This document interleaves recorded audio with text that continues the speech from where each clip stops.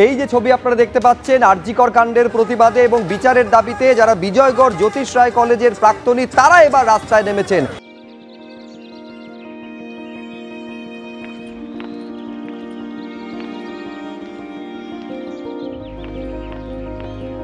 একেবারে বিজয়গড় থেকে শুরু করে যাদবপুর পর্যন্ত তারা হাঁটছেন এবং খেয়াল করুন যারা প্রবীণ, যারা একটা সময় সেখানে পড়াশুনো করেছেন, আজকে একেবারে জীবন সায়ান্নে অনেকে এসে পৌঁছেছেন, তারা পর্যন্ত রাস্তায় নামছেন। সরাসরি ঐশী মুখোপাধ্যায় সেই ছবিটা এই মুহূর্তে তুলে ধরবেন। আমি দেখতে পাচ্ছি তোমার পেছনে সেই মিছিল পায়ে পায়ে এগোচ্ছে। ঐশী,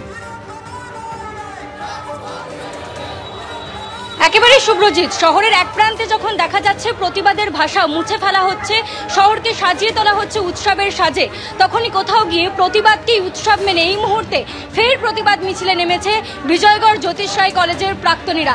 তাদের কণ্ঠে এখন একটাই স্লোগান, বিচার পাবে অভয়া তবেই হবে মহালয়া। অর্থাৎ উৎসবে মেতে ওঠার আগে তারা বিচারের দাবি নিয়ে এখনো সোচ্চারে স্লোগান তুলে পথে পথে হাঁটছেন, পথে নামছেন এবং তারই সঙ্গে স্লোগান তুলে সেই বিচারের দাবি বারংবার মনে করিয়ে দিচ্ছেন।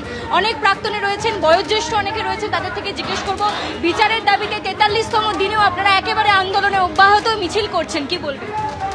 না, এটা তো যতক্ষণ না আমরা বিচার পাচ্ছি ততক্ষণ তো এই আন্দোলন চলবেই।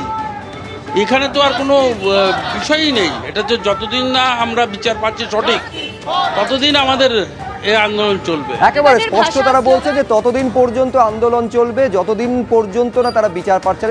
বিরূপাক্ষ বিশ্বাস এবং অভিক দেব একজনকে সকাল 9টা বেজে 50 মিনিট থেকে এবং আরেকজনকে দুপুর 1টা বেজে 50 মিনিট থেকে দীর্ঘ জিজ্ঞাসাবাদ চলছে সিবিআই এর তরফে। সরাসরি সুকান্ত মুখোপাধ্যায় আমাদের প্রতিনিধি রয়েছেন। অর্থাৎ একদিকে 8 ঘন্টা আর একদিকে 4 ঘন্টা টানা জিজ্ঞাসাবাদ চলছে। সুকান্ত, কি আপডেট? দেখো, বিরূপাক্ষ বিশ্বাস এবং অন্যদিকে হচ্ছে অভিক দে, দুজনকেই কিন্তু টানা জিজ্ঞাসাবাদ করা হচ্ছে। আজকে 9:50-এ এখানে এসেছিলেন বিরূপাক্ষ এবং 10টার কিছু পর থেকে তার বয়ান রেকর্ড পর্ব চলছে। অন্যদিকে তার কিছু পরে অভিক দে এখানে আসেন এবং 2টোর কিছু পরে তাকে জিজ্ঞাসাবাদ করা হয়। মূলত আজকেই দুজনকে ডাকার নেপথ্যে কারণ হিসেবে যেটা সিবিআই আধিকারিকেরা বলছেন যে একটি ভাইরাল ভিডিও প্রসঙ্গে। এই ভাইরাল ভিডিওতে দেখা গেছে যাদেরকে ঘটনাস্থলে উপস্থিত ছিলেন তাদের আইডেন্টিফিকেশনে কাজ চালানো হচ্ছে। সিবিআই আধিকারিকদের এই মুহূর্তে তথ্য প্রমাণ লোপাটের যে অ্যাঙ্গেলটি রয়েছে সেটাকে তারা বেশি করে ফোকাস তারা করতে চাইছেন। তার কারণ হচ্ছে এই তথ্য প্রমাণ লোপাটের ক্ষেত্রেই তারা যেটা বুঝতে চাইছেন যে এর মারফতই মূল ঘটনাতে কারা যুক্ত থাকতে পারে তাদের একটা আভাস মেলা সম্ভব। এই তথ্য প্রমাণ লোপাটের ক্ষেত্রে তারা দেখেছেন যে এই ভাইরাল ভিডিওতে অনেকেই যারা রয়েছেন যারা এই হাসপাতালের সাথে সরাসরি যুক্ত নন বা এখানকার তারা চিকিৎসকও ছিলেন না। তাই যারা চিকিৎসক ছিলেন অথচ সেখানে উপস্থিত ছিলেন তাদের একটি তালিকা বানানো হচ্ছে। আরও একটি তালিকা বানানো হচ্ছে যারা বহিরাগত ছিলেন। বিরূপাক্ষ বিশ্বাস তিনি ঘটনার সময় বর্ধমান মেডিকেল কলেজের সিনিয়র রেসিডেন্ট ছিলেন। অন্যদিকে অভিক দে তিনি এসএসকেএম হাসপাতালে ছিলেন। ফলত কোন পরিপ্রেক্ষিতে কোথা থেকে খবর পেয়ে কার নির্দেশে তারা সেদিনকে ঘটনাস্থলে ছিলেন বা হাসপাতাল চত্বরে পৌঁছেছিলেন এটা জানা জরুরি। দুজনের বিরুদ্ধেই অভিযোগ যে দুজনই প্রাক্তন অধ্যক্ষ সন্দীপ ঘোষের ঘনিষ্ঠ। ফলত এই দিক থেকে দাঁড়িয়ে যে তারা এই খবর কখন পেয়েছিলেন, বিশেষ করে অভিক দে তাকে ঘটনাস্থলে তদন্তকারী কলকাতা পুলিশের তদন্তকারী দলের সাথেও কিন্তু একাধিকবার ঘুরতে দেখা গেছে। কেন তিনি সেই সময় ঘটনাস্থলে ছিলেন এরকম একাধিক গুরুত্বপূর্ণ প্রশ্নের উত্তর তারা জানতে চাইছেন। পাশাপাশি দুজনেরই অর্থাৎ বিরূপাক্ষ বিশ্বাস এবং অভিক দে দুজনেরই ফোনের কল লিস্টের তালিকা খতিয়ে দেখা হচ্ছে। আমরা জানি গতকালকে শিয়ালদা আদালতে সিবিআই তরফে বলা হয়েছে যে যত আরজিকর সংক্রান্ত যা সিসিটিভি ফুটেজ রয়েছে সেগুলো তাদের হাতে এসেছে।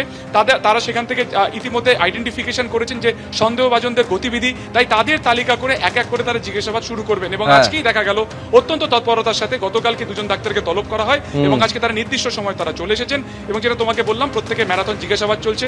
সন্দীপ এবং অভিজিৎ মণ্ডল প্রাক্তন টালা ওসি তাদেরকেও জিজ্ঞাসাবাদ করে যে সমস্ত তথ্য পাওয়া যাচ্ছে সেই পরিপ্রেক্ষিতে দুজনের আলাদা করে কিন্তু বয়ান একেবারে আলাদা আলাদাভাবে বয়ান রেকর্ড এবং জিজ্ঞাসাবাদ পর্ব চলছে। এখন জিজ্ঞাসাবাদ পর্বে কি উঠে আসে, কতটা সহযোগিতা তারা করছেন সিবিআই সূত্রেই বা কি খবর আসে পুরোটা একেবারে আপনাদের সামনে রাখবো। কিন্তু এইখানে দেখাতে চাইবো যে অনিকেত মাহাতো জুনিয়র ডাক্তার এবং আন্দোলনের অন্যতম মুখ, তিনি কি বলছেন দেখুন।